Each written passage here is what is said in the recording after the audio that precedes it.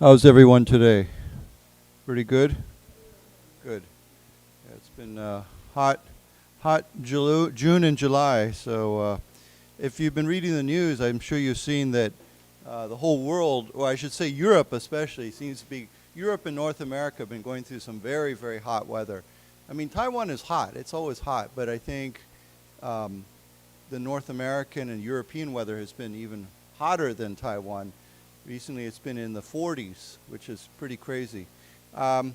So anyhow, I just want to let you know, today I was over here on my motorcycle ride over here today. I saw something that upset me a little bit. I was driving my motorcycle behind a Guoguanghao bus, and I noticed they had an English sign, LED sign on the back, and it said it was HSR station. It said Taichung HSR, okay, station. What's wrong with that? Yeah. So I know in Taiwan they use Hanyu Pinyin for most things now, right? Like road names and other things like that. But as you know, I'm sure, main place names like 县市名字, right? Like Taichung and Taipei, we still use the old Weijia system. So this here is Hanyu Pinyin, using this Taichung. Of course, because it refers to the city, it should be, of course, Taichung.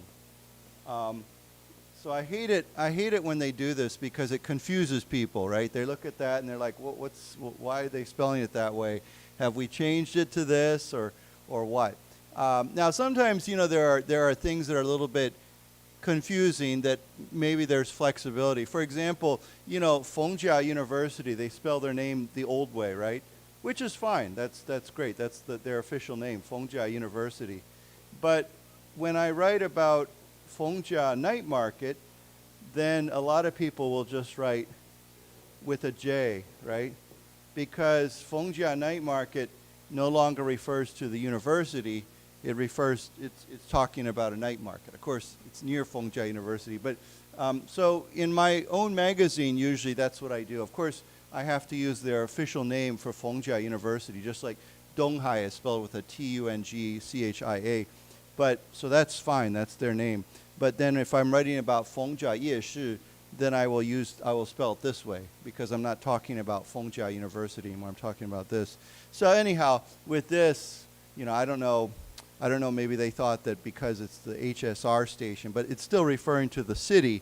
So to me, it should be spelled that way. So anyhow, I don't know if you remember about 15 years ago, Taiwan was in a real mess with different kinds of romanization systems. Some people were using the original style, some people were using Hanyu Pinyin, some people were using Tongyong Pinyin, and it got very, very confusing. So anyhow, that's just something that bothers me when I see that. Yeah.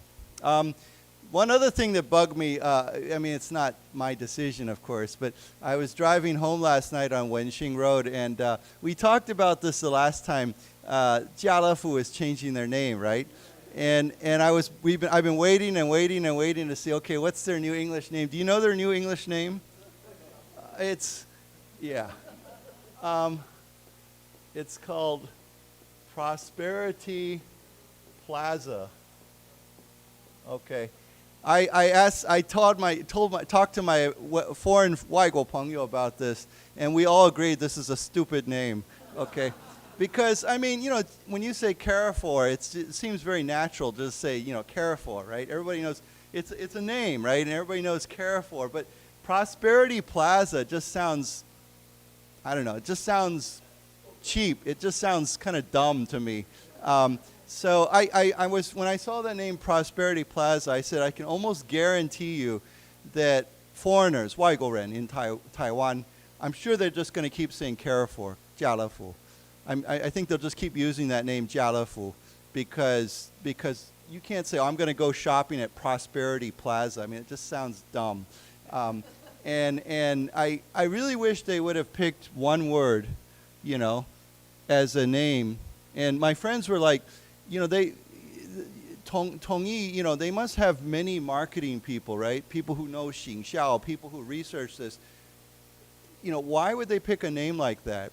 And I was joking, but maybe I'm not. It wouldn't surprise me if the 董事长 just said, "We're doing this name, and that's it. No argument. That's my choice." But no, I heard they canceled the agreement, the licensing agreement. But here's my suggestion. It's uni-president, right? So why not? Here's a simple name. Why not just call it Uni Market? That's an easy name to remember, right? It stands out. It's easy. Uni Market. It comes out easily when I say, I'm going to Uni Market, or let's go shop at Uni Market, or even, I don't know. President. Just call it President. I don't know. But yeah, Prosperity Plaza is just kind of stupid. So. Yeah, but in English it just sounds dumb. It sounds like, in my opinion, this is my opinion. In my opinion, it just sounds like, it sounds very old, like an old, the kind of name you would give to a store, a mall or a store about 30 years ago, Yeah, corny. It's a corny name. You know what prosperity means, right? Does everybody know that? Yeah. Yeah, it means if you are prosperous, right? Prosperous as a 形容词, you could say he is a very prosperous businessman, or his business is very prosperous. Okay, it comes from the word to prosper. Okay, so if we want to use this as a 动词, we say to prosper. It means to do very well, right? To make money, or to be very fruitful. Sometimes we use that word. Like you could say his business is prospering, right? Or his farm is prospering, or he is prospering, right? So we use this word quite a bit. Why don't we say it together, to prosper? To prosper. And then as a 形容词, prosperous. Prosperous. And then of course this would become more of a name, like a 名词, prosperity. Okay, why don't we say prosperity? Prosperity. Right, so for example, maybe at 农历过年 you might say, I wish you lots of prosperity. I hope you have prosperity, or I hope you enjoy prosperity in the new year, right? This is something, or I hope you are prosperous in the new year, or I hope you prosper in the new year. Okay, so there's many ways we can say that. Prosper, prosperous, prosperity, these are all good words. So yeah, there's nothing wrong with the word prosperity as a word. It's fine, we use it. But for 家乐福, I think it's stupid. Yeah. So anyhow, and of course, plaza is like a 广场, right? Yeah. So maybe Tongyi will listen to my advice and they'll change the name, but I doubt it. No, they're not going to listen to me. And I noticed on Wenxinglu, the Wenxing 家乐福, they already have a big sign that says Prosperity Plaza. They put up like a 布条, like a big, and they covered the 家乐福 sign. So, and the Chinese name is something 家 something. It's, what is it? 万家福. Okay. Yeah, so 万家福 is okay. That sounds good to me. I mean, 家乐福, 万家福, but they need to change that. Yeah. Yeah.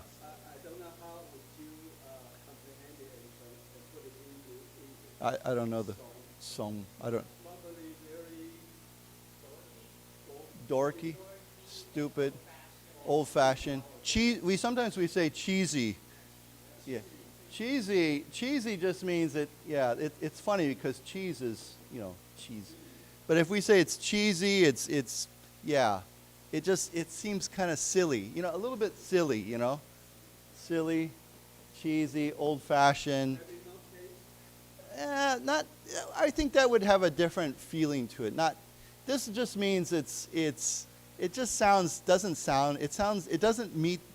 doesn't feel like it's a modern, useful name, right? It's a name that maybe your parents would use. That's the way I would put it. If someone said that just sounds cheesy, it'd be like old-fashioned and silly and not very cool, right? Uncool, right? Yeah, uncool. So anyhow, Prosperity Plaza to me just sounds like a very old-fashioned name, like a name you would see in an old shopping mall somewhere from 30, 40 years ago. Yeah. Yeah. Folksy, yeah. because folk is 民俗, right? Or yeah. So if you say folk, see, it means very kind of old-fashioned or very traditional. Maybe traditional would be a better word. But it's a good word. It's not a negative word. It's a positive word. So if you go like in America and you go to a place and it's very traditional and old, sometimes it's different, but sometimes folksy things are considered nostalgic, right? Like if you go somewhere and it feels like long time ago, but you enjoy it, it's very traditional, 传统的, we say it's very folksy. Because, like Taichung has the Taichung Folk Park, right? 民俗公园, right? So folksy would be, yeah. So we can say that together. Folksy. Folksy. This word we've talked about before, nostalgic. Nostalgic. Of course, nostalgic means something that makes you think about the past, right? In a good way. Usually when you feel nostalgia, it's kind of this longing, this feeling like, I wish I was back there again. Let's say this word too, cheesy. Cheesy. Yeah, cheesy just means like, it just feels something that's a little bit silly or dumb or out of date, kind of like old style. And cheesy is not, it's not a really bad word, but if your friend says, oh, I have this idea, or how about this name, and you say, oh, don't do that, that's really cheesy, or that sounds cheesy, it just means it doesn't sound very cool. It's very uncool. That's a word we could use. Yeah. So anyhow, those are my two complaints today, Taichung and Prosperity Plaza. And I refuse to use the name Prosperity Plaza. To me, it will always be Carrefour, Jialafu. Yeah.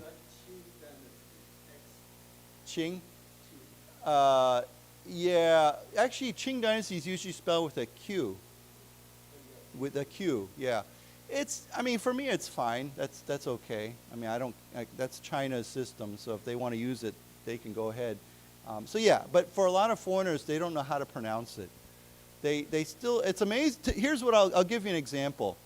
I'm still shocked that when I watch CNN and BBC and so many international news organizations, to this day, almost nobody says Xi Jinping's name correctly. They all say Xi Jinping. Because it's spelled with an X. Nobody says it properly, and I can't figure out why nobody talks to these guys. These are big TV stations and says it's not Z, it's Xi, right? Yeah, I don't know. I don't understand that. You would think that with a world leader like that somebody would tell them and say, this is the way you say his name, right? Yeah. So anyhow, honestly, I don't understand that. It's kind of weird. Because I know that usually as a news person, you're supposed to learn how to say people's names properly, right? Whether it's somebody from China or India or some other Africa somewhere, you should know how to say their name properly. And of course, Xi Jinping is one of the most famous people in the world, so why can't you say his name properly? So anyhow, this is a challenge, I guess.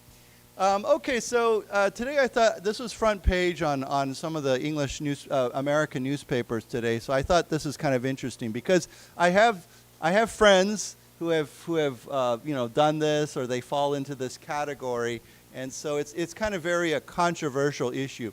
So it says here, birthright citizenship upheld. Okay, that's the main headline. So citizenship, you all know citizenship, right? For example, I think all of you have citizenship in Taiwan or the Republic of China. So that's, you say, I am a citizen. Now remember, if you say you are a citizen, it means you actually are a part of that country. I am, I get this all the time whenever sometimes I see people talking about something that is for all people in Taichung, but they use the word citizen. I usually change the word to resident because I'm not a citizen, right? Now, I've lived in Taichung most of my life, but I'm not a citizen. So if it's something for all people, including 外国朋友 in Taichung, then it should be resident. Because if you say citizen, it means only the people who have, the 身份证. Yeah. Not ARC. I have ARC, but yeah, you guys have a 身份证. Yeah. No, she's from the U.S. Yeah, yeah. No, Taiwan does not allow for dual citizenship unless you give up your foreign passport. This is a big, I talked about this before. This is a big problem for 外国人 in Taiwan. I was born here. Yeah. Then it's okay. Because other countries don't care about this, or most other countries, but Taiwan does care about this, right? So there's many, myself included, there's many foreigners who would get a Taiwan passport if they did not have to give up their U.S. passport or a foreign passport.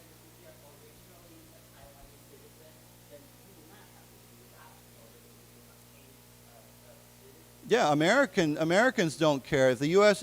if you go to the United States and apply for a U.S. passport, they're not going to make you give up your Taiwan passport or whatever. I mean, I think there's people in America that probably have like 3 or 4 passports, you know. So yeah, I mean, it's okay. They don't really care. But in Taiwan, they still have this restriction, and many foreigners have been pushing the Taiwan government. Now, there's a few exceptions made, right?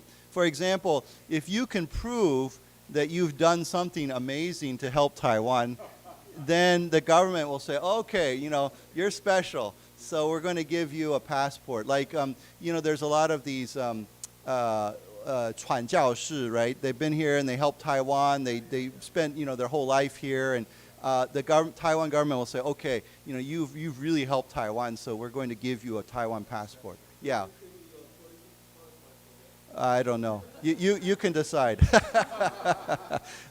But it is, I have a friend. I have a friend who's about my age, and she went through the process. But she showed me her application, all the paperwork, and it was about this thick. I'm not kidding. She showed me how much paperwork she had to give the Taiwan government to apply for this. It took her like a year or 2 years, and she got it. So she actually has a Taiwan passport. But when I saw the paperwork, I said, Swanla, you know, I'm not going to go through that. But maybe, who knows, maybe it'll get easier in the future.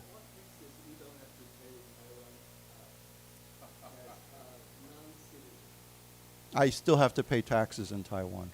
Yeah. Yeah, I file every year. So, yeah.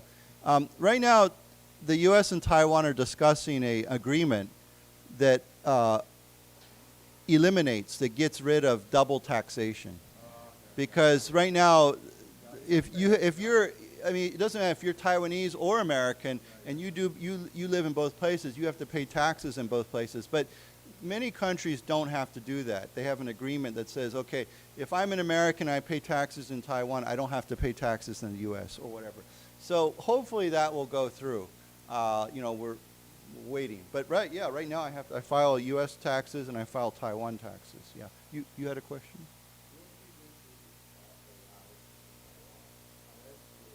Mm-hmm.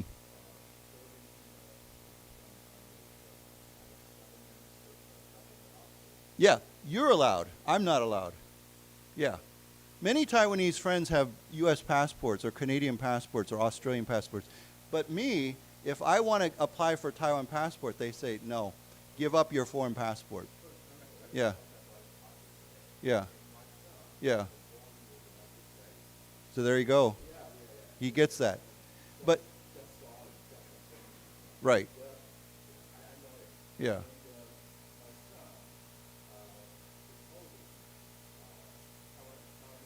Right.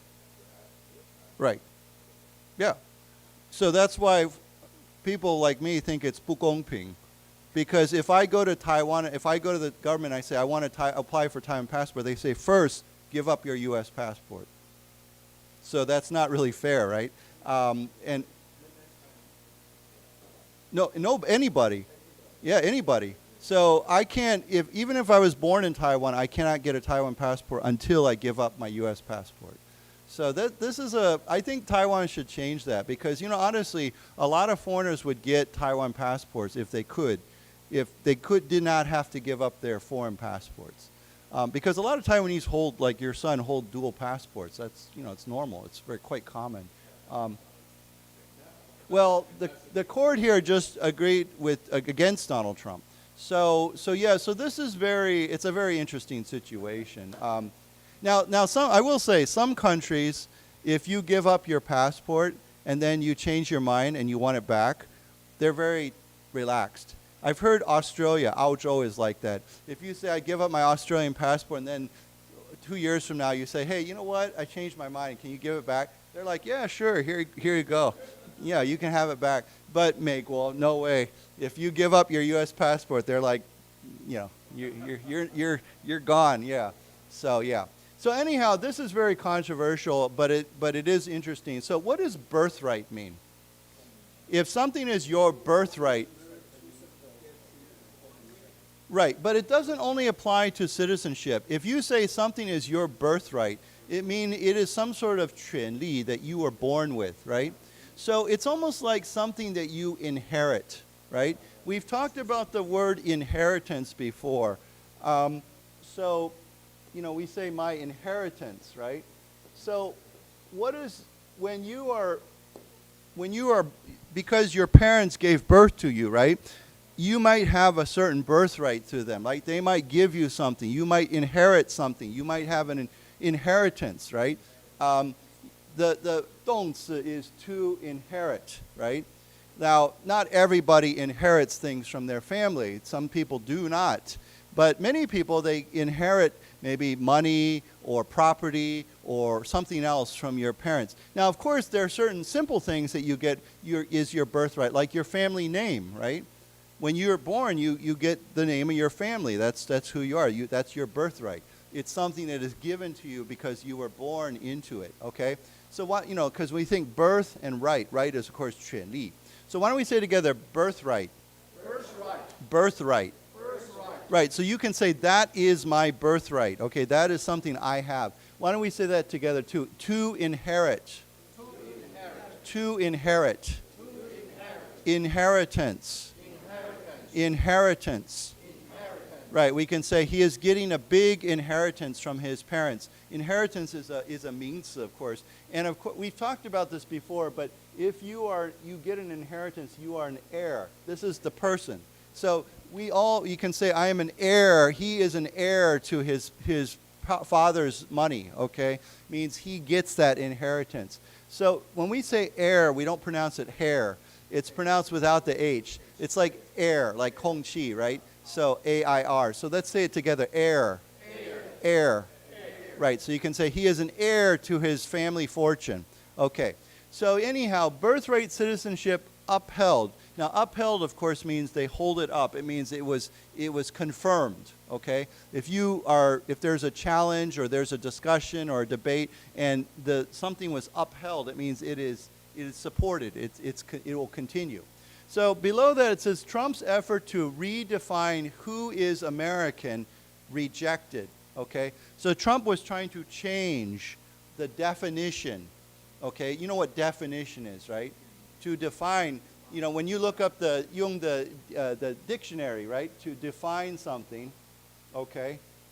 And then we have definition. We could say a dictionary is, 字典, right? So we use this to find definitions of words. So let's say it together, to define.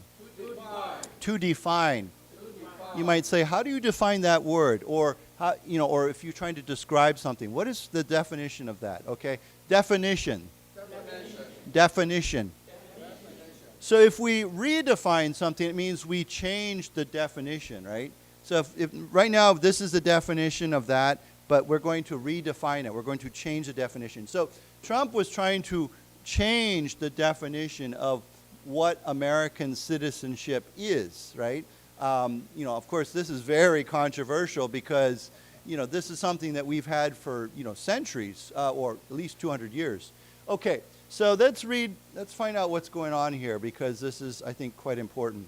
It says the Supreme Court ruled 6-3 in favor of barring limits on birthright citizenship amid a contentious national debate over legal and illegal immigration. Okay, so of course Supreme Court is like Taiwan has the 最高法院, right?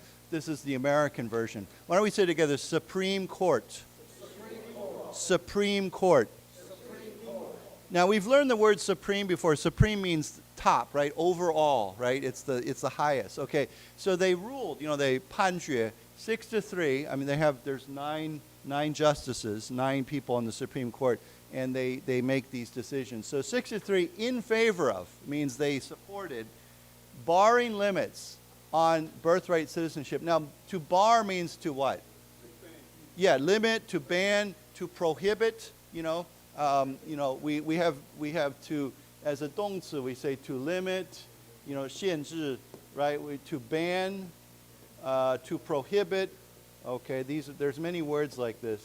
That's a B. So why don't we say together, to limit, to ban, to prohibit. Now, to bar means to also the same. To bar something means to stop something. Okay, so barring, they're in favor of barring, stopping limits. Okay, so they're basically it's kind of a double word, but it means to prohibit limits on birthright citizenship. So what this means is that Donald Trump wanted to limit birthright citizenship, and the Supreme Court said, no, you cannot limit birthright citizenship, okay? Amid of course means in the middle of, a contentious national debate. Now, contentious, what does that mean? Yeah, I think the closest word is controversial, right? If something is people there's many disagreements, many opinions. We say something is controversial, right? This is a very common word. You could say, of course, there's many controversial things. In Taiwan and America, there's many things that we disagree on. Contentious is the same similar word, okay? So let's say that first word, controversial. Controversial. Remember the S has a sh sound. So once again, controversial. Controversial. And then this word, contentious. Contentious. Now the T here has a sh sound to it. So let's say it, contentious. Contentious. Contentious. Okay, so in the middle of a contentious or controversial national debate, debate discussion over legal and illegal immigration. Okay, so this is a big deal. Okay, so let's read this together. The Supreme Court ruled 6-3 in favor of barring limits on birthright citizenship. Citizenship. Amid a contentious national debate over legal and illegal immigration. Right. Now, of course, this is a very big issue in America today, right? This is one of the reasons Donald Trump was elected, was many Americans are very unhappy with our immigration policy, or they're unhappy over illegal immigration, right? Of course, there's legal immigration, which, happens every day, but there's also illegal immigration, and that's what bothers Americans the most. Or many Americans, I should say. So here it says here, the Supreme Court rejected President Donald Trump's attempt to redefine who is an American, striking down the limits on birthright citizenship that were a centerpiece of his hardline approach to immigration. So Donald Trump has a hardline approach to immigration. What does hardline mean? Yeah, I think in Chinese we say 很硬, right? Very, very strong, right? Yeah, so tough. Yeah, maybe tough is the easiest word. Very tough approach to immigration. Now, when we say something is a centerpiece, it means it is the main focus, right? The focus of his 政策, right? What is the center? Sometimes you have like a 政策, right? A policy. And what's the center, the focus of that policy? The core, yeah, C-O-R-E. We could say the centerpiece, the middle of that, okay? So why don't we say together, centerpiece. Centerpiece. Centerpiece. Centerpiece. Sometimes this word gets used in other ways. Like, for example, sometimes you go to a 晚会, a banquet, a big dinner, and there's a big, in Taiwan they have these big 圆桌, right? And in the middle of the 圆桌, there's like a flower arrangement, it's some flowers. We call that a centerpiece because it's in the middle of the table. It's like the decoration, okay? So anyhow, the Supreme Court rejected his attempt to, again, here's that word, redefine who is American. Who is an American? How do we define that? How do we describe it? This is where the court said, no, you cannot redefine this, okay? So let's read this, very similar to the last sentence. The Supreme Court rejected President Donald Trump's attempt to redefine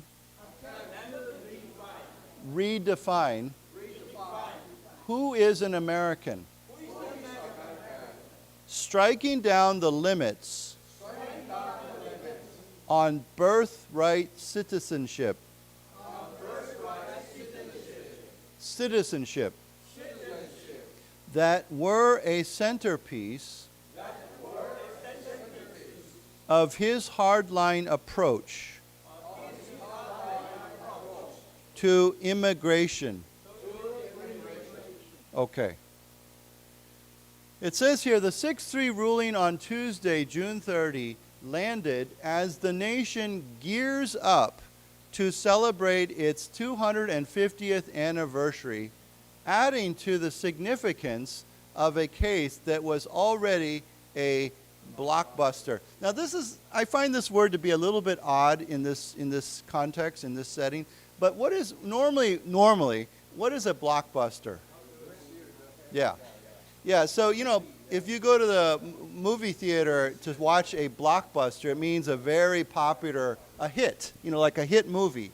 And this word almost is always used only for movies. It's not used for music.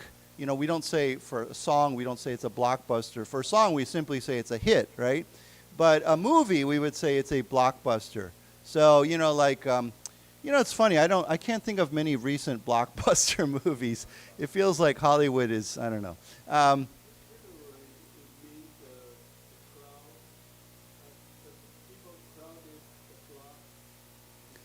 I guess. I honestly don't know where the word came from. Maybe it's because, people line up around the block, okay? Oh, no, good. It's not a word we would use that way, but maybe. The first blockbuster movie I ever saw, I think, was when I was a little kid. I went and watched the movie Star Wars, right? And I still remember it was in America, and the line for the movie theater went around the block, right? It went all the way down the street and around the block. So maybe that's where we get the name Blockbuster. I don't know. But, yeah. Let's say it together, Blockbuster. Blockbuster. There used to be a video rental chain, in Taiwan. It's from 美国.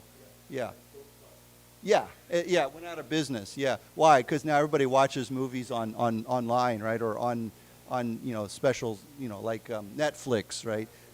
But yeah, it used to be, I think you all remember this, well, most of you, is you go to the store and you pay your money, you bring the video home, and you have, 3 days or 4 days, and then you return it, right? I heard that the guy that started Netflix, Netflix, right? He started it because he was tired of paying late fees, right? Because, he would rent a video, and then if you take it back 1 day late or 2 days late, they say, okay, you have to pay extra money, right? And he was like, he doesn't like that. So he started Netflix because of that, yeah. So anyhow, so the word, using that word here is a little bit unusual. But anyhow, the 6-3 ruling by the Supreme Court, again, ruling means like 判决, it's like a decision, right? A ruling, a decision, landed as the nation gears up to celebrate. Now, gears up is just another way of saying to prepare. Yeah, prepare. So if you say, I'm gearing up for my trip to Europe, means I'm getting ready, I'm preparing for my trip to Europe. If you say, I'm gearing up for my examination, it means I'm getting ready for my 考试, right? So we can use the word to gear up as a 动词 in many ways. Let's say together, gears up. Gears up. Gears up. Okay, so this is a big year. I mean, in 2 days, we're going to celebrate the 250th anniversary of the United States, okay? I do remember, you can tell how old I am. I do remember celebrating the 200th anniversary, when I was very young. And what do we call that? We call that that was called the bicentennial. I think I'm spelling that right. Yeah. Because centennial means 100 years, and then bi means 2, right? So bicentennial was in 1976, the big celebration, and now we're at 250. And I don't think I'll be around for the tricentennial, right? It would be tricentennial. Tri means, T-R-I, it would be 3, right? Yeah.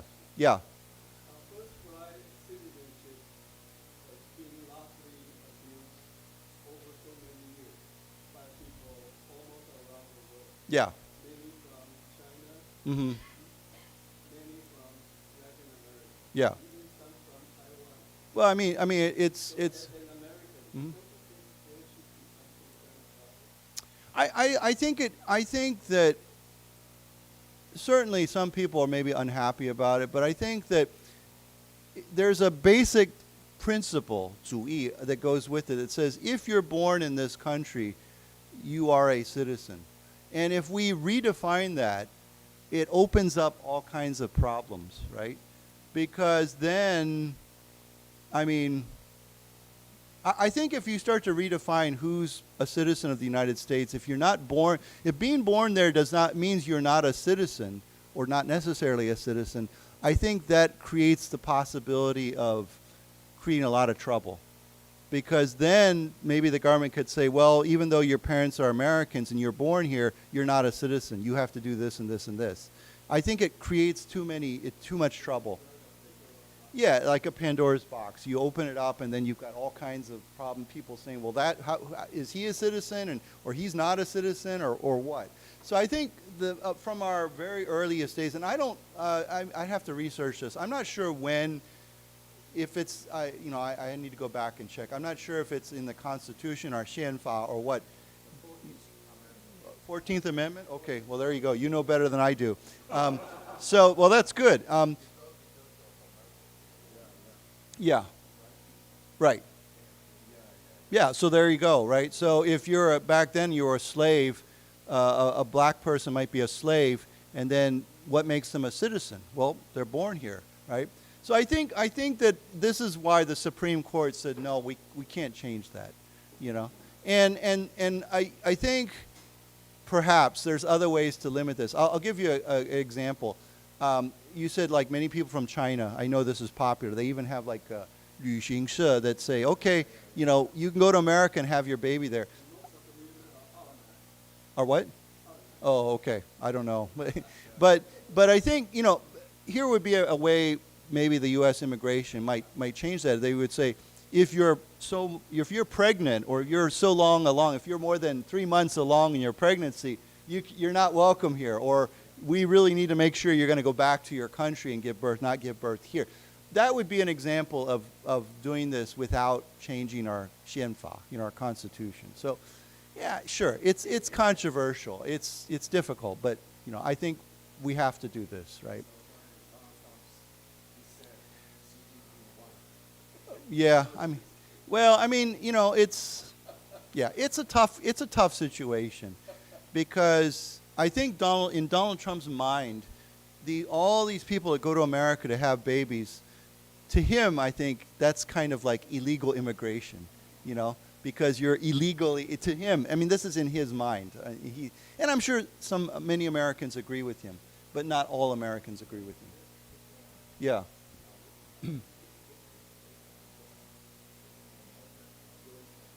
Yeah. Right. Right.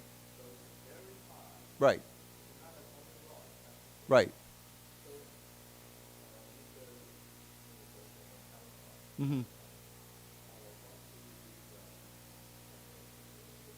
Mm-hmm. Yeah.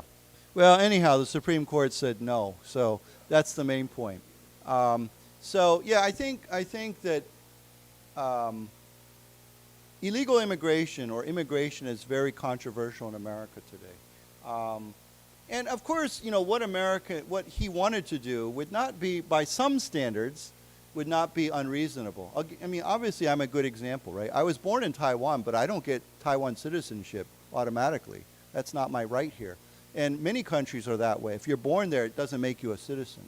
So, but I think, again, the U.S. is kind of special in that regard. You know, I'm sure this will still be a debate. But anyhow, let's go back to, yeah. Yeah. Right.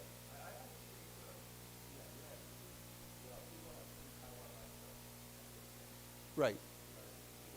Right. Yeah, I think so. Yeah, yeah. But I think other foreigners that want to also, maybe they of course they have to meet certain standards, right?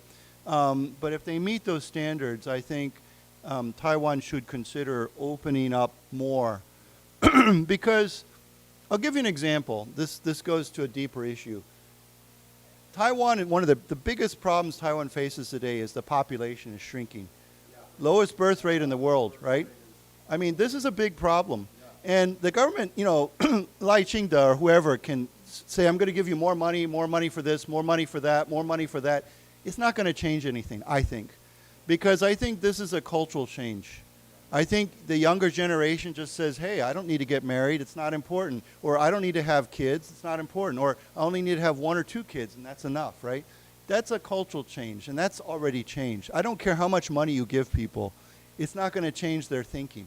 Maybe for a few people, you know. But for most people, it's not like somebody's going to say, oh, great, the government's going to give me 1 kwai or whatever. Suddenly I'm going to have like 5 kids, right? No, that's not going to change. So for Taiwan's own security and future, you have 2 basic choices. You can bring in lots of workers, foreign workers, you know, 外籍人士 to work here, but that doesn't really solve your problem long term. They come here for maybe 1 year, 2 years, 5 years, but then they go home, right? So what would be a way to solve that problem is to encourage people to actually get citizenship and stay here and make Taiwan their home. And this is one area that America has been strong in because America doesn't have a high birth rate either, but they have lots of immigrants. So they're always getting people coming in and moving and staying to America and becoming Americans. And that helps our population, you know, renew itself. So we're always growing, you know, and we're not shrinking. You know, if we didn't have immigration, I think America would be shrinking too. Our population would be going down. So I think that's a discussion, of course, that Taiwanese need to think about is what's the future? I just read an article this morning that said Japan is cracking down on immigration, not citizenship, but visas. You know, many people, it was very easy for foreigners to go to Japan and get a visa by opening a business like a restaurant or something like that, and they could stay there long term. But they just announced that they're raising the restrictions much higher. So many foreigners now say they might have to leave because they don't meet the requirement, right? Of like how much money are you making or how much your business is doing. And so that's very controversial because Japan has the same situation, right? So what happens when you make people leave, you know? So I don't know. These are big issues. Yeah.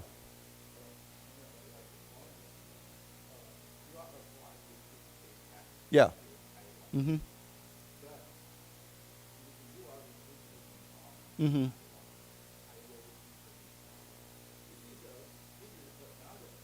Yeah, yeah. I think if you extended citizenship to foreigners like and you said, well, one of your requirements is you have to serve in the military, yeah, well then that's a choice, right?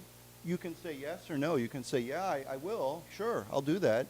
Or, no, I don't want to do that, so I won't apply for citizenship. So it becomes a filter, right? And I know that there would be some people who would be willing to serve. Many people, in fact. So, yeah. Hope he doesn't mind mentioning me. But my nephew has dual citizenship. and he's very American. I mean, if you look at him, he looks kind of American. He's serving in the military right now in Taiwan. He's doing his dangbing right now as we speak. Now, he speaks Chinese, but his Chinese isn't perfect. But so he's had to he went to Chenggongling, and he did his training, and now he's just assigned to a new unit near Qingxuangang. You know, he got his assignment this week. So I've been telling him, 加油, you know, yeah. Yeah. Me, yeah, I have, yeah. He's in his early 20s. Yeah. So, yeah. I've learned a lot about Taiwan's dangbing system through him. You know, all the things that he went through, and the good and the bad. So, he is assigned to a heavy artillery unit. Do you know what artillery is? Like, yeah. And I told him, I said, in traditionally, historically, artillery, the nickname is King of Battle. That's what they call it. In America, they call artillery King of Battle. So I was like, good, King of Battle. So anyhow. I think that, let's go back to this then. It says, the nation is gearing up. We know gearing up means prepare, to celebrate its 250th anniversary, adding to the significance. What would be another word for significance? Importance, right? If we say something is significant, you know, with a T, C-A-N-T, it means it's important, or it's. So why don't we say together, significant. Significant. And then this word, significance. Significance.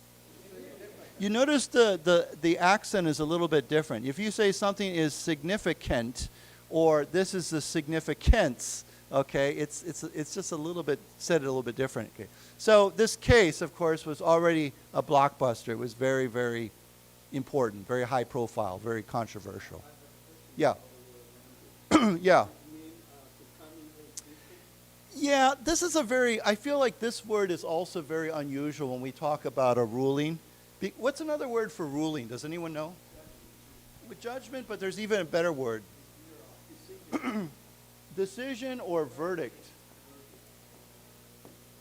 Yeah, we could say decision. We could say judgment, you know. But verdict is kind of the official word. A sentence, but sentence is what comes after the verdict, right? So you could say, well, you're guilty of murder, right? But then the sentence is what happens now. Do you go to jail? Are you death sentence or whatever? So why don't we say together verdict? Verdict. Decision. So you could say the ruling landed, just sounds to me, it sounds a little bit strange. But you know, basically it came down. This is when it was revealed. Maybe that's a good word. It was revealed or announced or whatever. Yeah. So let's read this. The 6-3 ruling on Tuesday, June 30, landed as the nation gears up to celebrate its 250th anniversary.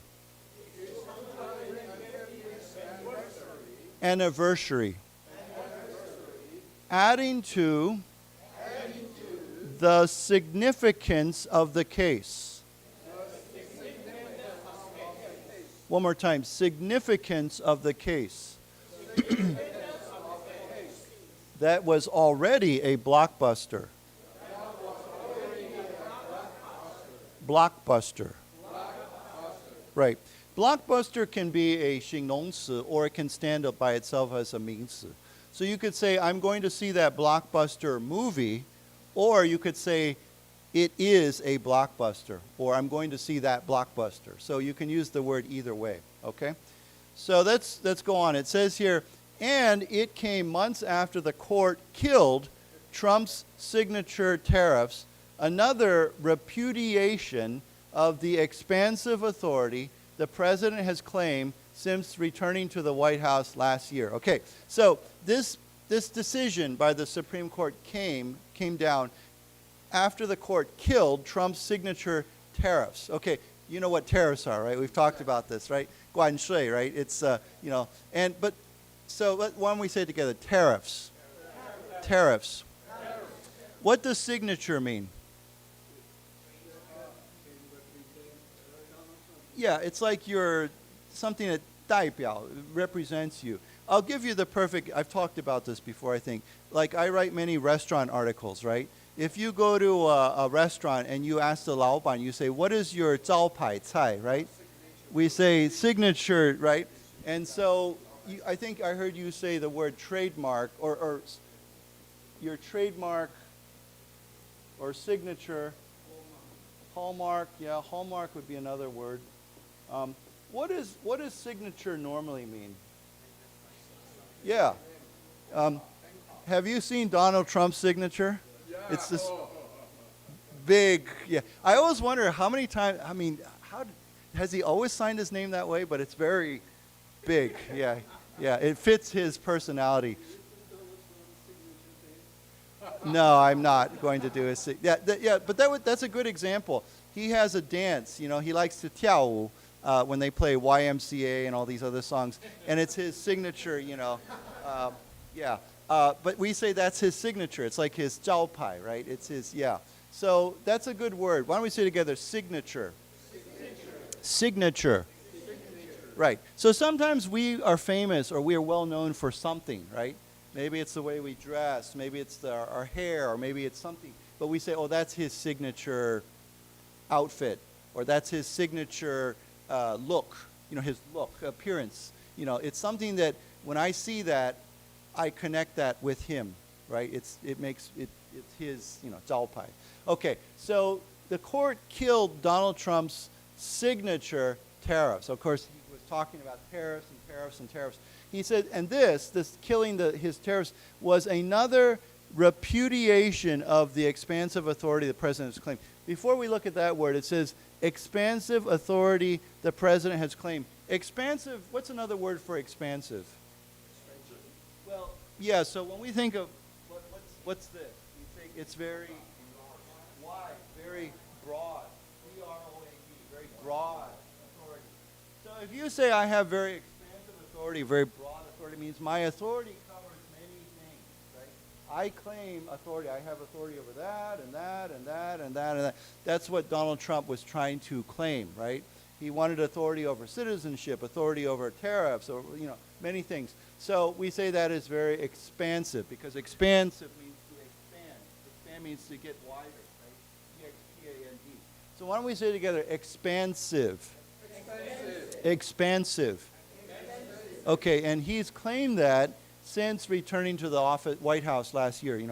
He's tried to claim these authorities, this trendy, right?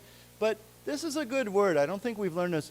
To repudiate, if you have the te as a 动词, to repudiate, what does that mean? Yeah, basically it means to reject, okay? So if you repudiate something, it means you reject it, or you eliminate it, okay? So repudiation becomes a 名词 of that. So let's say the 动词 version first. To repudiate. To repudiate. Sorry, I should have said it's a D. So one more time. To repudiate. Repudiation. Repudiation. Right. So if we could just take the word rejection and just put it there. We could say another rejection of the expansive authority. Not really, but it's a good word. I mean, maybe we use it in legal ways sometimes, but yeah. Okay, so let's read this. And it came months after the court killed Trump's signature tariffs. Again, signature tariffs. Another repudiation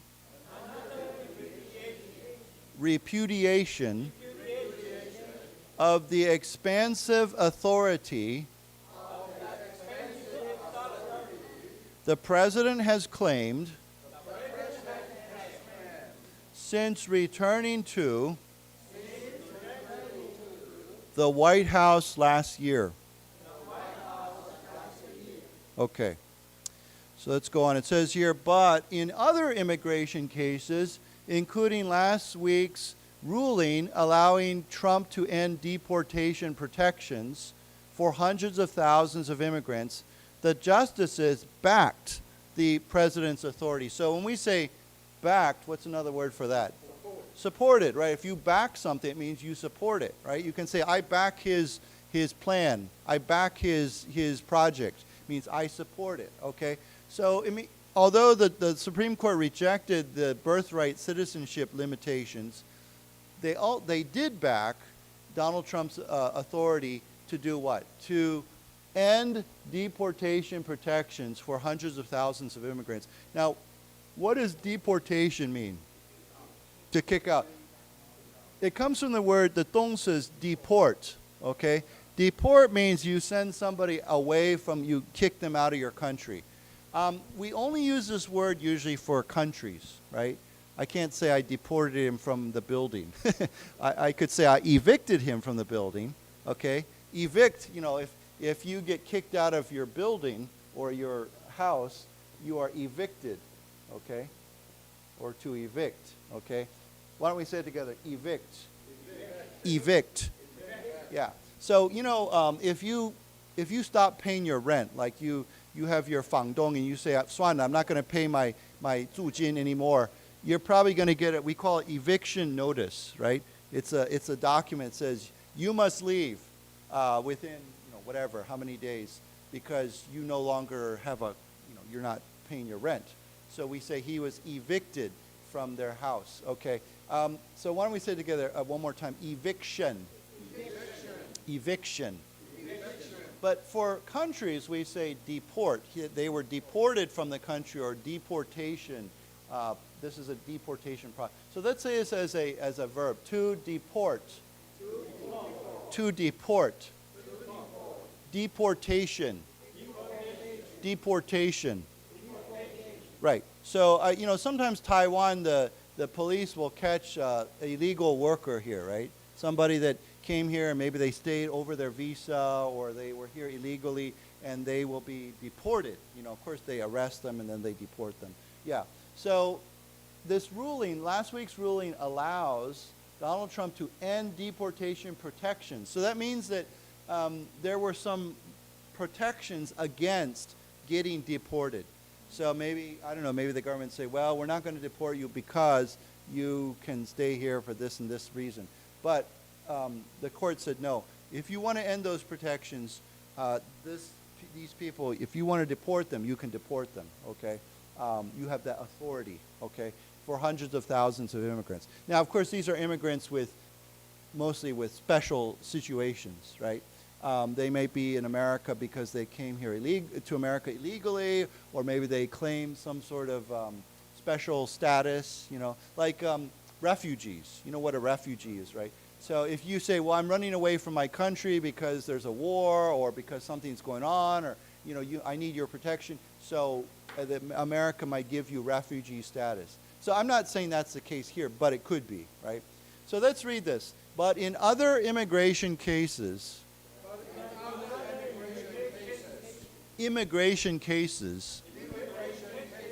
including last week's ruling, allowing Trump to end deportation protections for hundreds of thousands of immigrants, the justices backed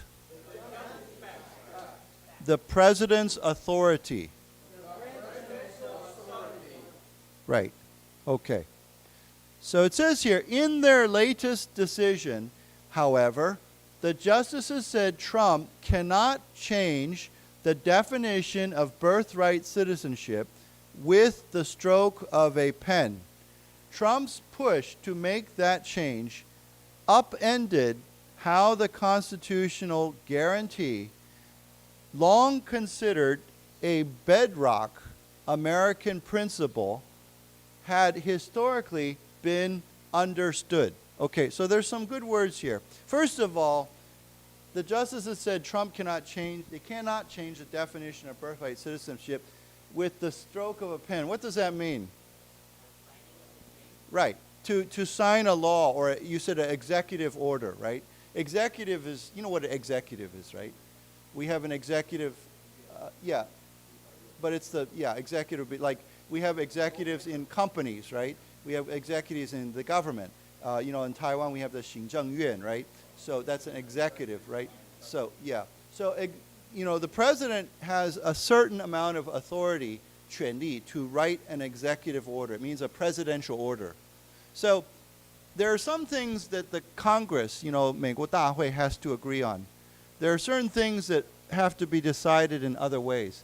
But the president, 美国总统, also has some authority to just write an order, right? To say, this is my decision, do it, okay? He has some authority to do that, but it's not unlimited. 有限制, right? President Biden, Joe Biden, was famous for writing many, many executive orders. Do this, do that, change this, do that. Yeah, so Trump is not the only one doing this kind of stuff. But anyhow, he cannot change the definition of birthright citizenship with the stroke of a pen. Stroke, of course, means when you write, you have strokes, just like you write Chinese characters, right? You have stroke order, right?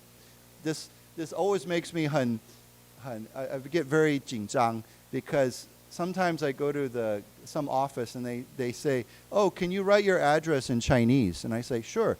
So I start writing my address in Chinese, and they're all watching me. And I'm thinking, oh, my stroke order is completely wrong, right? Because in Taiwan, when you write 字, there's an order, right? For writing the characters, 1, 2, 3, 4, 5. There's an order, right?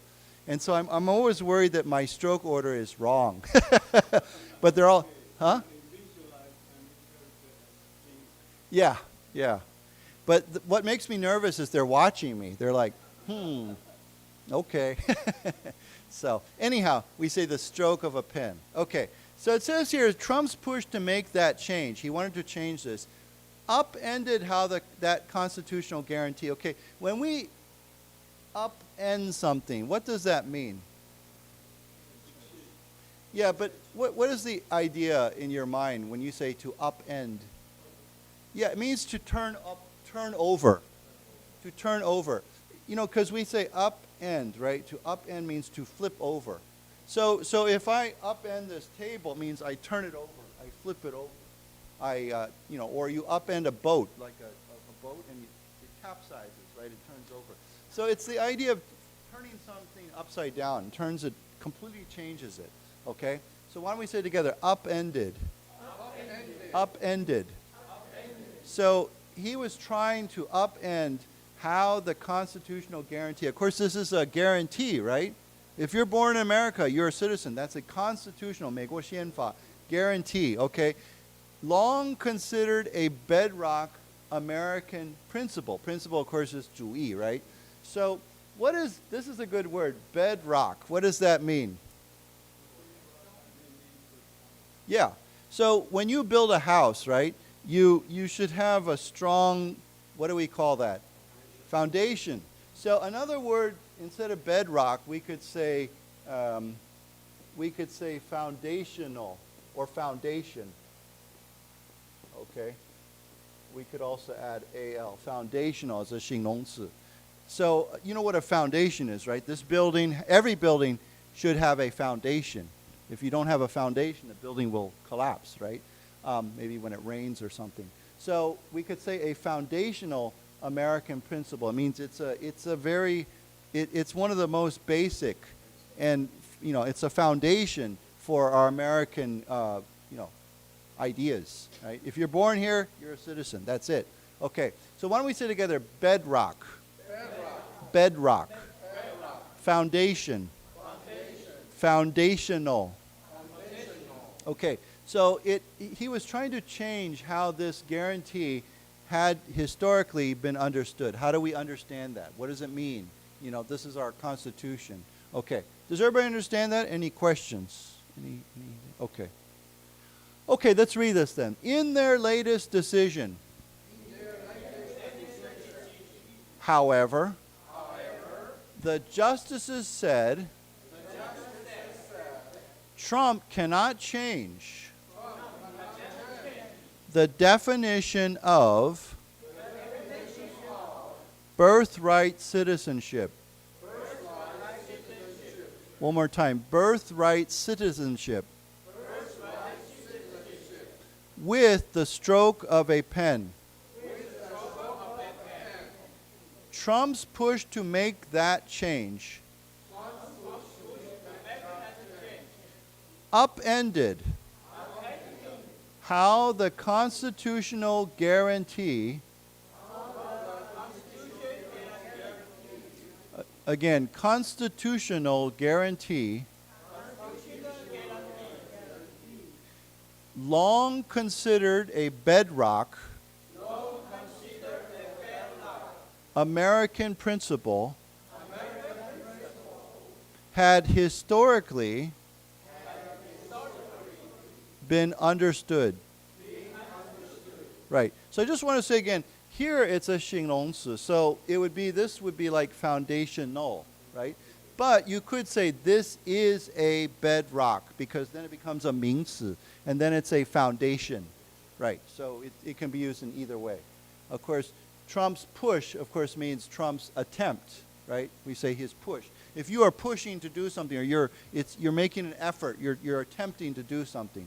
So it's his push to make that change. Okay. Yeah. Okay, so you mentioned the 14th Amendment.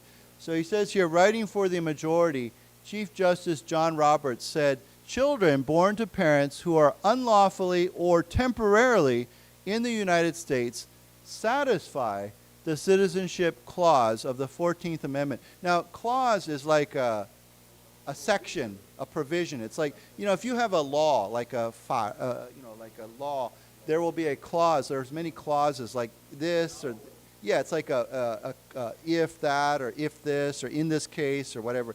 We say it's like sections, right? So we call that a clause. Okay, so the 14th Amendment is, one section, but in there's a clause, there's a part of the 14th Amendment that says this. So, writing for the majority. Now, of course, when we have a court decision, we usually have the majority who wins, right? I mean, they get, so 6-3, they're the majority. 6 is the majority, and the 3 is the what? Minority, right? So, John Roberts represents the majority, the people, the 6 justices. So he said, children born to parents who are unlawfully or temporarily in the United States. So even if they're in America unlawfully, they're illegal, or their parents are only temporarily, just a short time in America, they still satisfy the citizenship clause of the 14th Amendment. So they're still citizens. They get that right. Okay? So let's read this. Writing for the majority, Chief Justice John Roberts said children born to parents who are unlawfully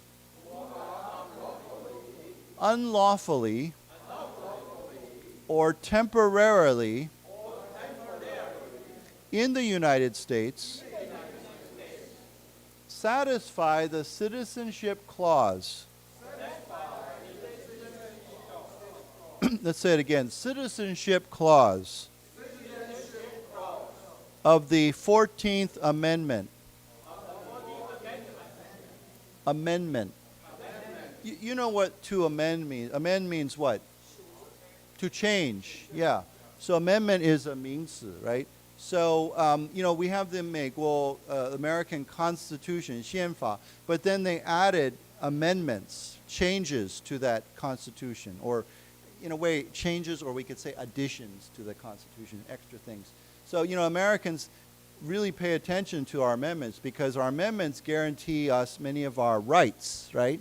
Like the right to bear arms, right? To have a gun, or the right to vote, or many things like that. So, or the right for women to vote, right? Or, all those things. Those are all amendments in the Constitution. There's a whole, sorry, you were going to say? Yeah. Yeah.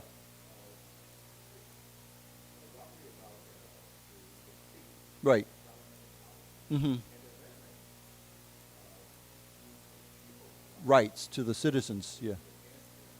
Right, to limit the government's authority. Yeah, yeah. It's very funny because, right now in America, the big event in America right now is the World Cup, right? 世界杯, right?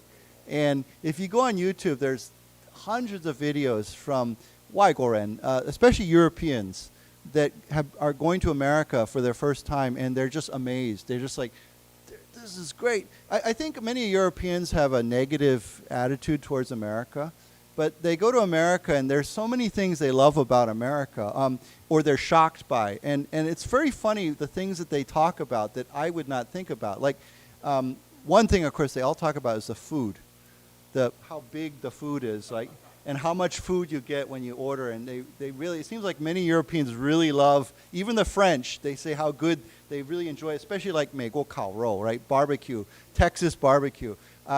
But another thing that many Europeans have been enjoying, and Japanese too, they go for, is guns, right? So they go to the shooting range. There's a place where you can rent guns and you can shoot. And they're just shocked that you can just pick any gun you want and shoot the gun, right?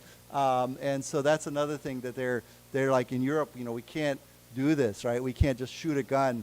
But the funny ones that there's some that are really funny. Like, I was surprised so many foreigners are really shocked to see yellow school buses. Yeah, because they think that's just from a movie. They see American movies and they see the yellow school bus, and they thought, oh, that's just something in the movie, right? And then they go to America and they say, really, there's a yellow school bus. And it was funny because some of them are so amazed that they want to get on the school bus. Like, they ask the school bus driver, can I get on the bus? Can I go inside? Can I look at the bus? They're so shocked by these American school buses. So there's that. And then the other thing is just American trucks, pickup trucks. They're huge, right? These American trucks. So many of them, when they go to America, they rent a car, right? And many of them want to rent these big American trucks because they're like, these are great, these huge trucks you can drive on the highway. And so yeah, there's one video I was watching, I was laughing. It's just a short video, YouTube. These Italian guys, Italian, they're for the World Cup, watching the World Cup, even though Italy is not in the World Cup. But they're many of them go to Texas, Joe, and they're looking at a store where they're selling cowboy boots, 牛仔, these tall cowboy boots, and there's all these cowboy boots, and this Italian guy's like, I really, really want to buy these boots, and his friend's like, you never wear boots, and he's like, yes, but now I'm going to start wearing boots. So yeah, so it's fun. It's fun to see all these foreigners, 外国人 coming to 美国, and they see all these things. They get to experience these things, and because of the World Cup, 世界杯. So I think I told my friends the World Cup has been a really, really good promotion for 美国, because I think people have an image of 美国in their minds. Like many Europeans, many foreigners said their image of America was 很危险, right? And then they went there and they said, oh, it's really safe. And the one thing I think, too, that they say is, and I honestly think this is true, Americans are very, very friendly. So they said strangers always talk to me, right? They come up to me and they ask me questions, and they just chat with me, and they're very super friendly, and they're really shocked by that. And it's true. Like if some of you have been to America, of course, but I always tell my Taiwanese friends, when you go to 美国, be ready for strangers to talk to you, because it happens every day. You're standing, at the supermarket, you're going to buy something, and the person just starts talking. They're like, oh, you come here a lot, or you like this? Or you're at the restaurant, you're waiting to pay your bill, and they're like, so, the weather's really hot today, and you're like, do I know you? But people will just talk to you. So it's a very American custom, 习惯, to just talk to people you don't know. They like to do that. So, yeah, that was another thing. Yeah, I saw another video. It's a French guy, and he said Americans are always saying hi, good morning. They're smiling, and he said in France, he goes, I think maybe two people have only smiled. Maybe I can remember two people that smiled at me, and he said one was my mother. But he said, yeah, Americans are all smiling, and they're saying hi, and they're talking to you. And so I think it's been really fun to watch these foreigners coming to 美国, and they see all this, and they think, oh, America's pretty good, So, yeah. I hope, I think many of them will still be there for the July 4th, right, for the celebration. So that should be fun. Oh, the other thing that amazes many of the Europeans especially is the American stadiums, you know, are huge compared to, I mean, Europeans have big stadiums too, you know, maybe, you know, 30,000 people. But then they go to America for these stadiums, and they're like 100,000 people, you know, 10万人, 9万, 8万, and they're just shocked at how big the stadiums are, you know. And they have these huge, you know, screens, 荧幕, you know, and all that, so, yeah.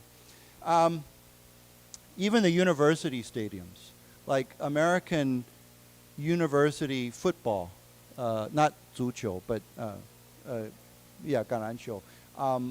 Some of the biggest stadiums in America are universities. And I think the biggest university stadium, I think it's University of Ohio or University of Michigan. Their stadium holds 10万人. And that's a university. That's not, yeah, so yeah. So yeah, it's crazy how much they put in. We put a lot of money into sports. So, okay, so sorry, we haven't read this yet. So let's read this. Writing for the majority, Chief Justice John Roberts said children born to parents who are unlawfully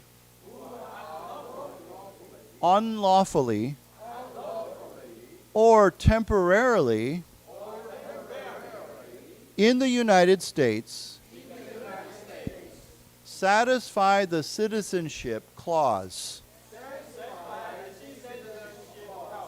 Citizenship clause of the 14th Amendment. Amendment. Right. So the citizenship clause would be the part of the 14th Amendment that says what is citizenship, what determines citizenship. Okay, so, you know, this word again, unlawfully, is simply another word for illegally, right? You could say it's unlawful to park on a red line, right, in Taiwan, or it's unlawful to, well, you know, recently there's so many cases with not drunk driving, but drug driving in Taiwan. So I noticed that Taiwan is becoming more and more strict on drug driving in Taiwan. My friends and I still don't know how to pronounce that drug. We were all talking about that. There's that drug, it's I don't know how to pronounce it. It starts with an E. Yeah, it's the one that everyone uses. It's very popular in Taiwan. They call it a zombie vape, right? Yeah. You know what a zombie is, right? Walking Dead. Yeah. Does everybody know what a vape is? It's like but e-cigarettes are different. A vape is a little bit different from an e-cigarette. E-cigarettes are still legal. It's an e-cigarette it looks a little bit, but a vape is usually I don't know. I don't know. I don't understand it. But yeah, I know vapes are illegal, right, in Taiwan, because vape means to vaporize. It means to turn into a vapor. So anyhow, does everybody know what a zombie is? Yeah, it's like so that's the kind of the nickname for a zombie vape. This drug, and it's pronounced. It's something like I don't know how to pronounce it. I'm sure I'm spelling this wrong, but it's something like that. Yeah, it's a drug that's become very popular, unfortunately.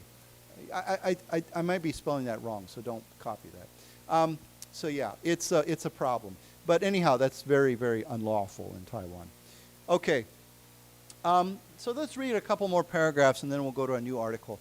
It says, citizenship then and now was the right to have rights to freely participate in our political community, Roberts wrote. The framers of the 14th Amendment extended that promise to every free-born person in this land. We keep that promise today. Okay, so here he's saying, what is citizenship? Then, before, and now, today. It was the right to have rights, okay? What is our rights? The right, it's like a double. The right to have rights, okay? And what are those rights? To freely participate in our political community. How do we participate in our political community? What do we do? To vote. Yeah, that's probably the number one thing is we can vote. But there's other things too that we do to participate in our political community. But voting would be the number one thing, okay? To freely participate. The framers of the 14th Amendment, now here when we say the framers, it means the probably men, the people who wrote, you know, when we say to frame, it means to create or to frame, to make. The framers of the 14th Amendment, those who wrote the 14th Amendment, extended that, it means to give, extend means to give out, right? To extend something, you know. I can extend my greetings to you. I can extend my hospitality to you. I can extend my kindness to somebody. To extend that promise, this promise, to every freeborn person in this land. So this is where I think it goes back to what you were saying earlier.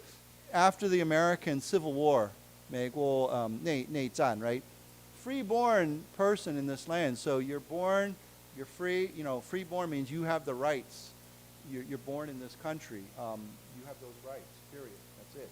Okay? So we keep that promise today. Okay. So yeah. So let's read this. Citizenship then and now. Citizenship then and now. Was the right to have rights. Was the right to have rights. To freely participate in. Let's say it again. Participate in.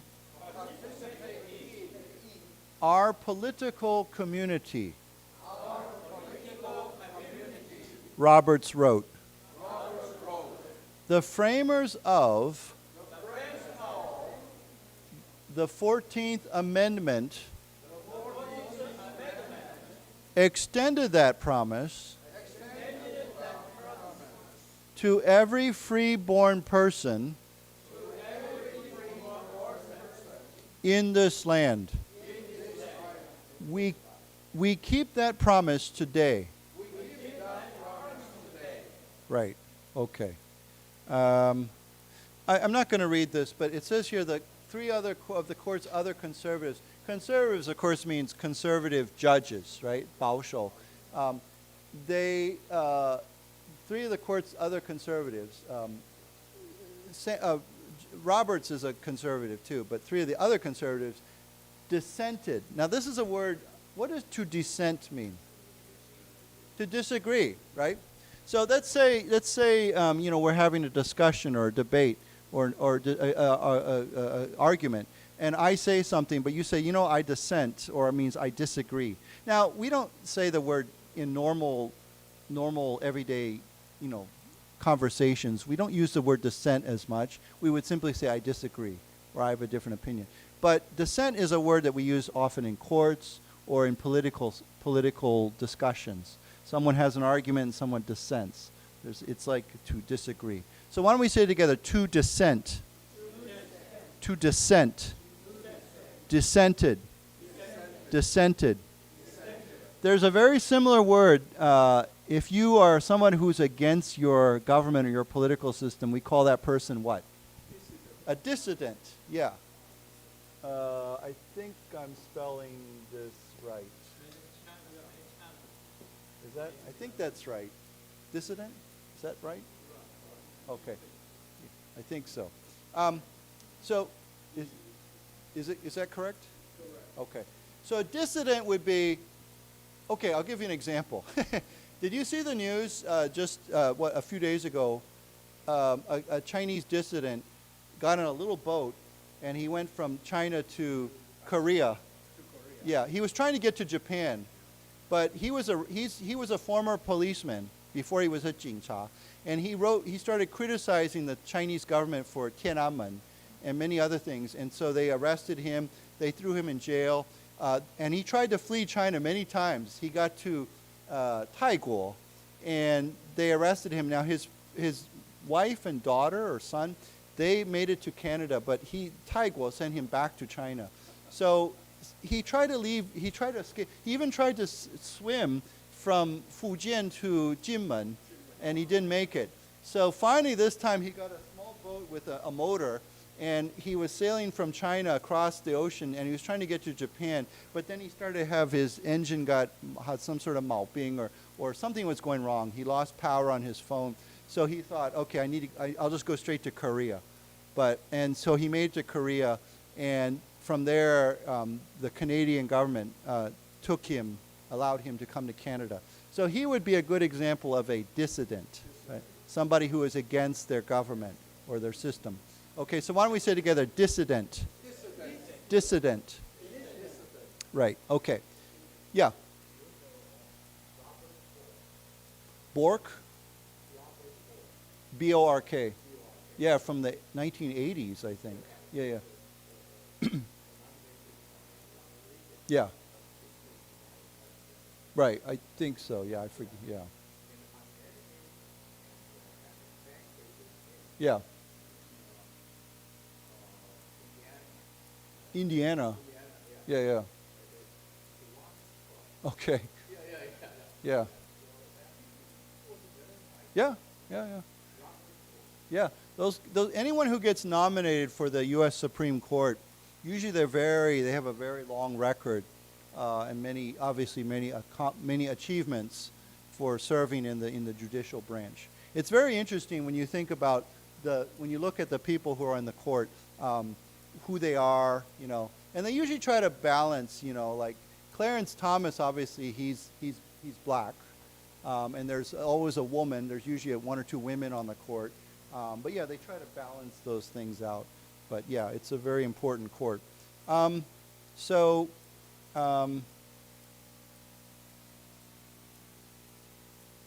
Okay, so Thomas was one of the dissenters. He said, not a dissident, but a dissenter. Thomas said the decision devalues American citizenship and is unlikely to stand the test of time. Okay, so this is interesting. He says, he disagrees, okay? He agrees with Donald Trump, right?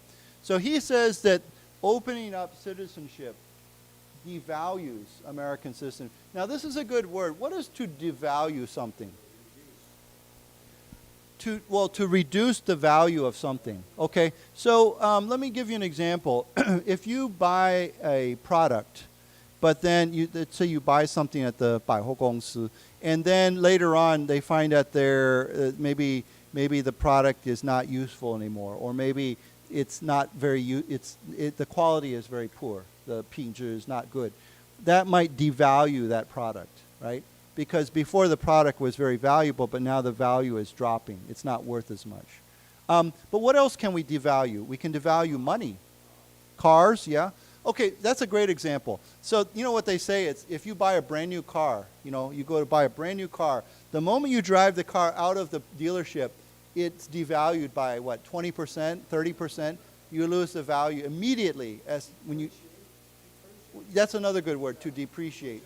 Yeah. But a currency, money can be devalued, right? You can take something, U.S. dollar or the Taiwan dollar, and it could be devalued, okay? But use the word that's actually very good, to depreciate. So when something also, the value of something depreciates, or it means the value is dropping, it goes down, okay? So like cars depreciate very quickly. Yeah. What else depreciates very quickly? I don't know. I mean, homes don't usually depreciate in most places. In Taiwan, mostly they appreciate in value. So you know the word appreciate, right? We usually say, I appreciate you very much, right? But we can also say to appreciate in value means to go up in value.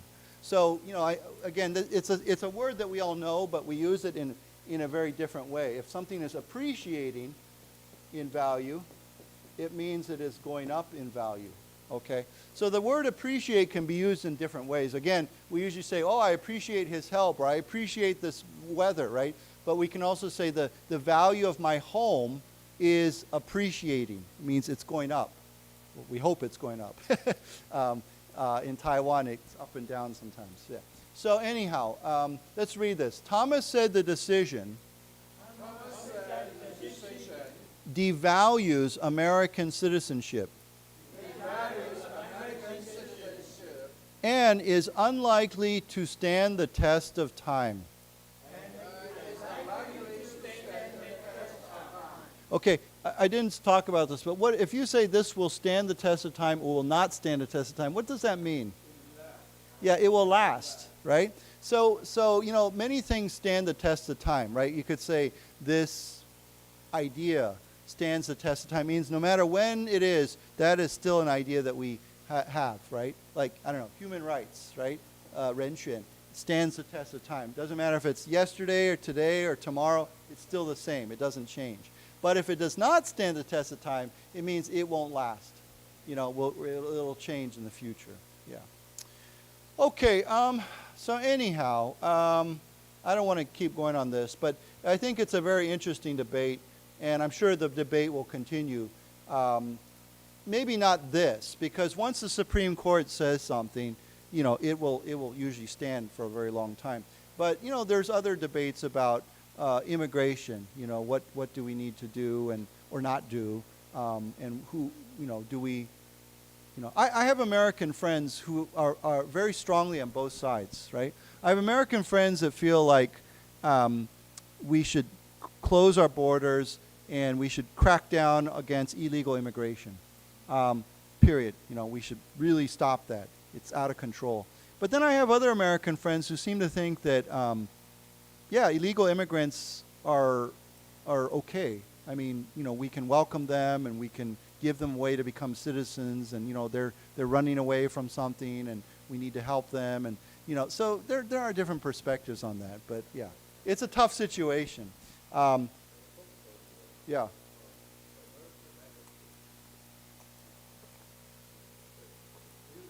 Mm-hmm. Yeah. What do you mean by legacy, though? I mean, like, yeah.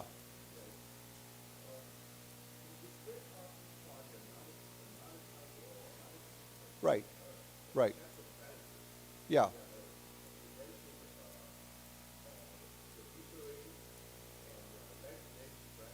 Mm-hmm.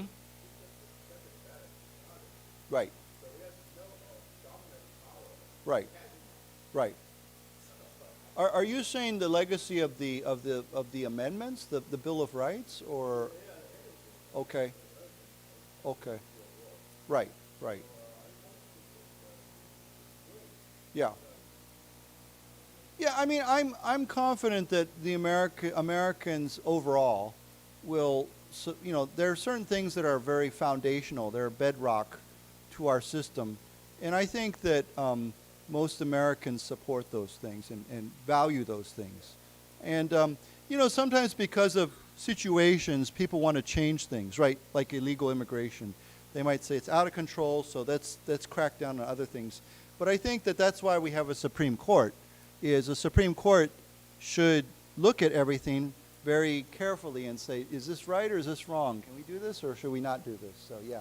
Anyhow, I mean, the Supreme Courts, I don't think it's, obviously they're not perfect either, but I think they generally make good decisions. So yeah. Okay, so I read this today. We talked about in 2 days, it's July 4th, you know. What do Americans like to do for July 4th? What? Fireworks, okay. You know, lots of fireworks. Wherever you go in America, there's always a big fireworks show, okay? It's pretty nice. I mean, they're pretty cool. What else do they do? Someone had said it. Barbecue, yeah, very big deal. You got to barbecue. It's like Taiwan's 中秋节, right? Yeah, you got to barbecue. So Americans really like to barbecue. They like to do fireworks. You know, I think they also like to, sometimes there's parades, but not always. And then I think July 4th is the biggest holiday weekend for the summer. So, you know, you'll see lots of Americans. They'll go to the beach, they'll go to the lake, they'll go out, they'll have fun. The weather's usually good. They have a good time. It's a good time to get together and just relax. It's a very relaxing holiday. So, but here I noticed because of the weather conditions, there's going to be some limitations on this. So it says here, with wildfires raging, officials fear fireworks danger on July 4th. Weather has created flammable conditions. Okay. You know what a wildfire is, right? Okay, like we have like forest fire, right, or wildfire. I'll never forget. It's happened at least twice now. when I was flying back to America in the summertime, and I was flying from Taiwan to San Francisco, or sometimes from East Coast into San Francisco to come back to Taiwan. And you're flying over California, Northern California, and you can see the forest fires burning. Like all this smoke coming up, and on the mountain, the fire's burning, and of course, there's probably people down there trying to fight the fire. But yeah, they're big every summer. So yeah, so it says with wildfires raging. Now, if someone if you rage or you have rage, it means you're extremely angry, right? But here, if something is burning very strongly, we say the fire is raging. It means it's burning very, very powerfully, very strongly. Okay, so they fear that fireworks are going to create that danger. Weather has created flammable conditions. What is flammable? Easily burn, right. So, sometimes when you go to a building, it says danger, flammable material, right? It means this can catch fire very quickly, so be careful. Okay. So let's say it together, flammable. Flammable. Okay, and that comes from the word flame, right? F-L-A-M-E. And flame is fire. F-L-A-M-E is fire, like a flame. You could say the flames are very big. So we have flammable, yeah. It is, which sounds kind of weird because...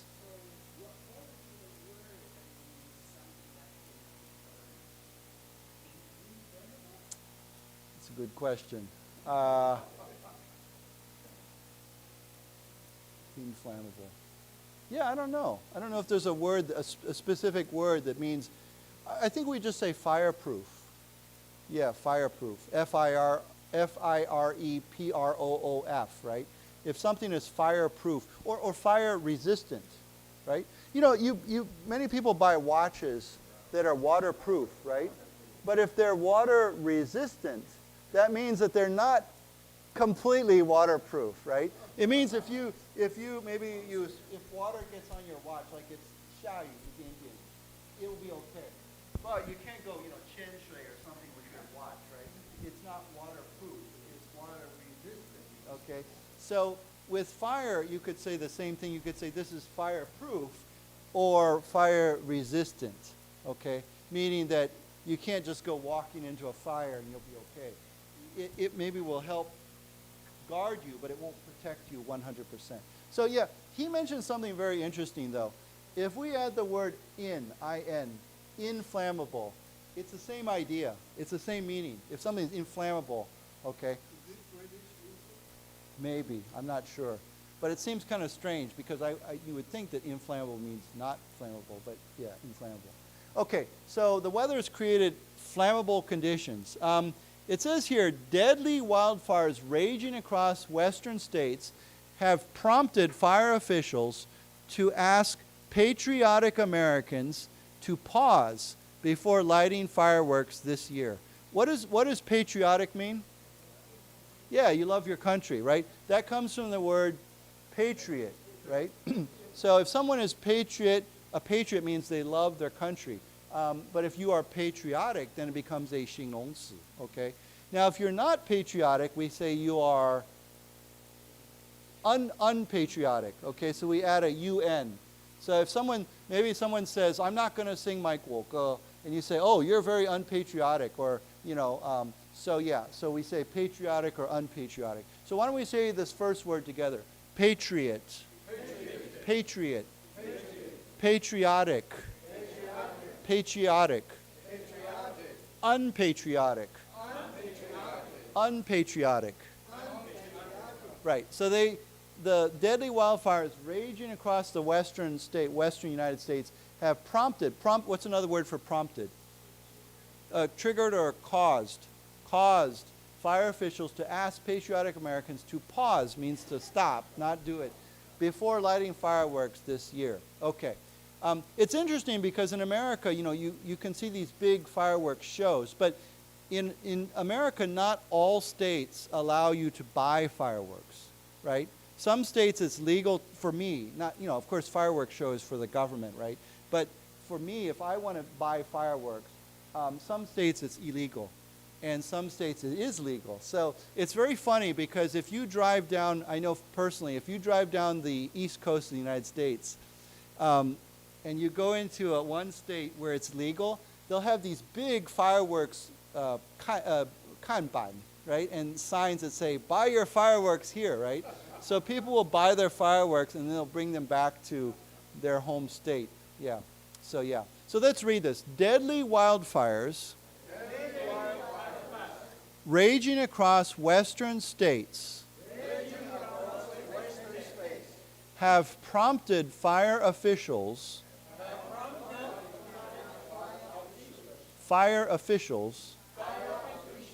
to ask patriotic Americans, again, patriotic Americans, to pause before lighting fireworks this year. Okay. It says, this Independence Day will see record-setting fireworks displays for America's 250th anniversary celebration, according to industry experts. But hot, dry conditions across states including California, Colorado, and Utah have firefighters on edge. What does this mean if you say someone is on edge? What does that mean? Very nervous, right? You could say, I'm very on edge about that situation. I'll tell you something that's making me a little bit on edge. I don't want to scare you all, but have you noticed all the big earthquakes that are happening around the Pacific Rim? You know, there's a really big earthquake in Venezuela, two big earthquakes actually, 7.2 and 7.5. And then there was a pretty big earthquake in California, and there was a big earthquake in Japan. Of course, there was a big earthquake in the southern Philippines. So I'm a little bit on edge because, you know, Taiwan is like halfway between, you know, I'm like, you know, I hope we're okay. But yeah, so I could say I'm on edge about that. Okay, why don't we say it together, on edge. On edge. On edge. Okay, so of course we call this, July 4th is Independence Day, right? It's the day that America declared independence from Britain. Okay, we'll see record-setting fireworks displays. So these will be the biggest fireworks displays ever, right, for America's 250th anniversary. But of course, because this weather is very hot, very dry, you know, you could have a fire. Okay, so let's read this. This Independence Day will see record-setting fireworks. Again, record-setting fireworks displays for America's 250th anniversary.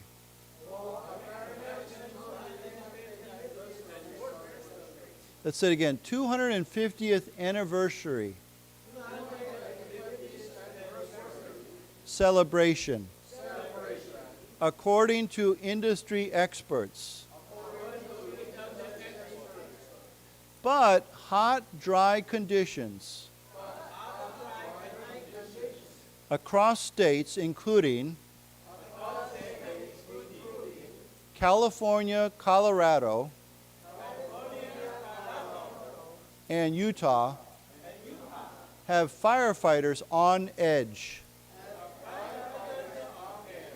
Right. You know where Colorado is, right? Okay. What is Colorado famous for? Mountains, yeah. Oh, you said what? What? Snakes? What? Oh, rattlesnakes. Oh, yeah. That's more like this. Yeah. But yeah, I think when I think of Colorado, I think of mountains and skiing. You know, skiing, they like to go skiing. Yeah. I think we do. I've never seen a rattlesnake, or heard a rattlesnake, yeah. Utah, you know where Utah is, right? Yeah, they're very close next to each other, yeah, Utah. Utah is also a very beautiful state. Lots of amazing scenery. A lot of desert, you know, like, and yeah, very, very cool. When I think of American cowboy movies, I think of Utah. That scenery is very typical. Okay, so it says here, an unusually dry and hot summer has created dangerously flammable conditions in forests and grasslands across the West. Okay, what are grasslands?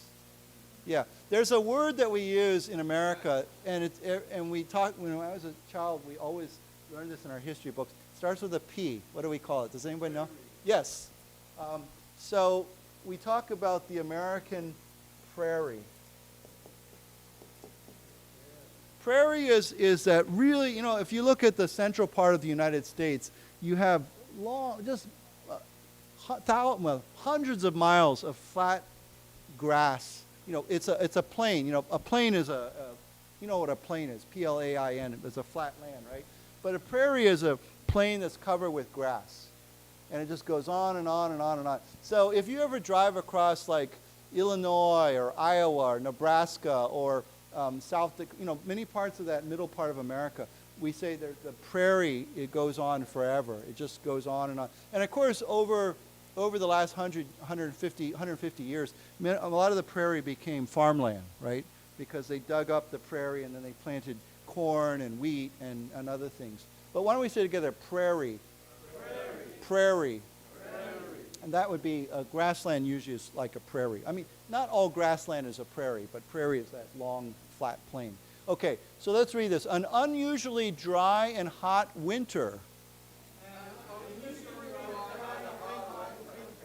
has created dangerously flammable. Let's say it again. Dangerously flammable conditions in forests and grasslands across the West. Okay.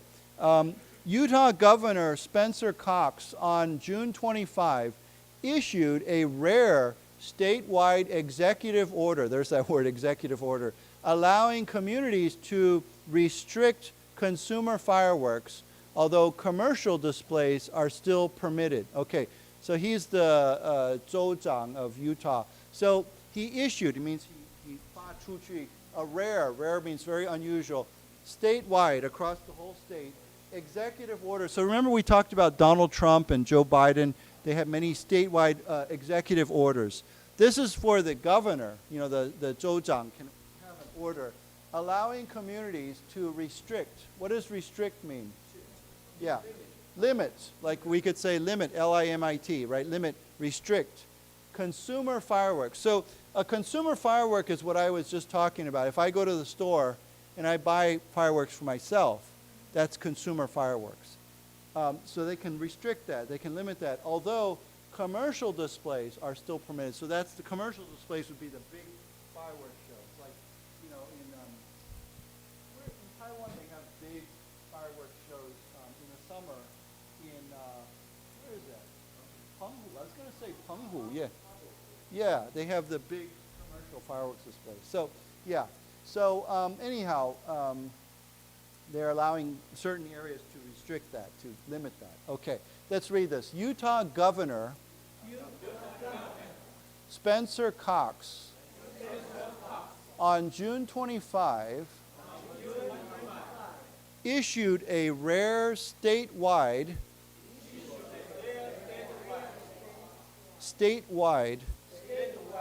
executive order allowing communities to restrict consumer fireworks. Consumer fireworks. Although commercial displays are still permitted. Permitted. What's another word for permitted? Allowed, right, allowed, okay. So he says here, nothing about this decision was easy, Cox said in announcing the order. Utahns, I guess that's how they say it, Utahns love celebrating the 4th of July with family, friends, and fireworks. I do too, but this year is different. We are seeing fire behavior that even our most experienced firefighters say they've never witnessed before. So he's saying that the conditions this year are they've never seen this before. This is very unusual. So the firefighters, even their very experienced firefighters, have never seen this kind of condition before. So they're very worried about this. So yeah, but I think this is funny. I didn't know this is what we call people from Utah. So why don't we say it Utahns. Utahns. Okay, I want to say, we often say July 4th, but many Americans will say, this is the official name. They say 4th, you notice it's a capital F, 4th of July. Okay, so if someone says we're celebrating 4th of July, that's the title of the celebration. American Independence Day, 4th of July, or some people say July 4th, but I think 4th of July is very important. Okay, so let's read this, and then I think we're pretty much done. Okay, nothing about this decision was easy. Cox said in announcing the order. Utahns love celebrating the 4th of July with family, friends, and fireworks. Fireworks. I do too. But this year is different. We are seeing fire behavior that even our most experienced firefighters say they've never witnessed before. Okay, so yeah. So hopefully everyone can enjoy a good fireworks show in America without the wildfires. You know, that's something we don't want. You know, because every year, like it says here, firefighters are killed. You know, fighting. Here it says 3 firefighters were killed in June 27th. Okay, so it's very.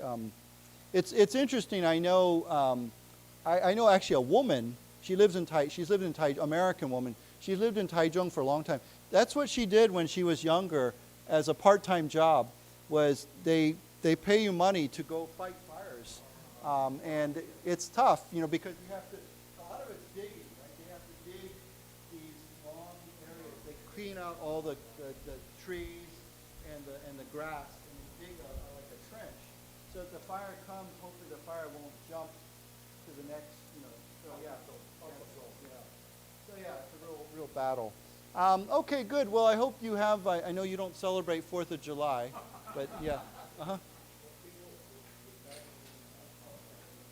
Yeah. Yeah. Pennsylvania? Or Philadelphia? Yeah. Pennsylvanians. Yeah, Pennsylvanians. Yeah. Everybody's different. I know in Taichung, in English we say Taichungers, right? Seriously, Taichungers. Yeah. So yeah. So anyhow, even though you're not in America, I hope you have a happy 4th of July, and we'll see you next time. Yeah. So yeah, great. See you.